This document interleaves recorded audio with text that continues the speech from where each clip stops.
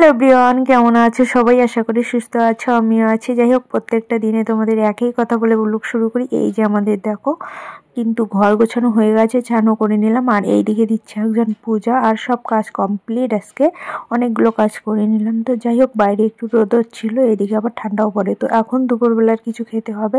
আজকে না অনেকটা লেট করে উঠেছি। সকালবেলা ছেলেকে কোনো রকম টিফিন বানিয়ে দিয়েছি, এখন দুপুরবেলা খেতে হবে, হালকা কিছু বানাবো। আর রাত্রে তো একটা প্রোগ্রাম আছে, তোমরা দেখতেই পাবে গেলে।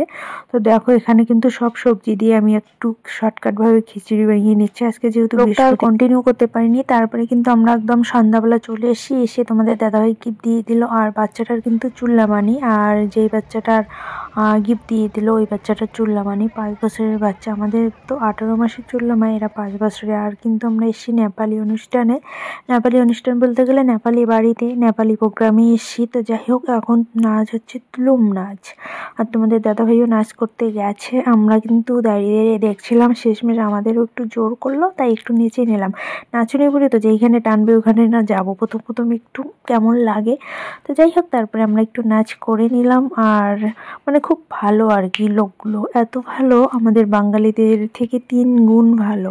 তো যাই হোক, তারপরে আমরা কিন্তু একটু চারপাশে ঘুরছি। তারপর আমাদের তো ভালো করে ছবি তোলা হয়নি, তাই ভাবছিলাম কয়েকটা ছবি উঠবো। আর যে বন্ধুর মানে তোমাদের দাদাভাইয়ের বন্ধুর বাড়ি এসে, ওই বন্ধু বা বন্ধুর বউয়ের সঙ্গে কারোর সাথে ছবি ভালো করে ওঠা হয়নি, তাই একটু বসেছিলাম, ভাবছিলাম কই গেছে খুঁজে খুঁজে পেয়ে তারপরে ভাবলাম 2-1 ফটো উঠে নেই।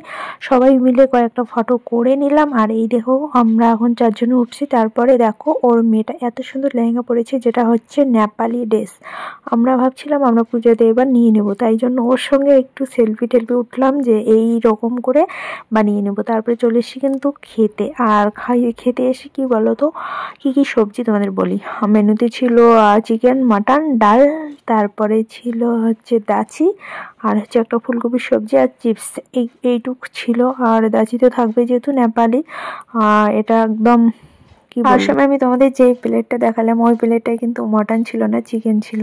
তো যাই হোক, তখন মটনটা বসিয়েছে হওয়ার দিকে, আর মটনটা শেষ হয়ে গেছিলো, তাই জন্য দেখাইতে পারিনি। তো যাই হোক, আমরা এখন বাড়ি যাব বলতে চলে এসেছি।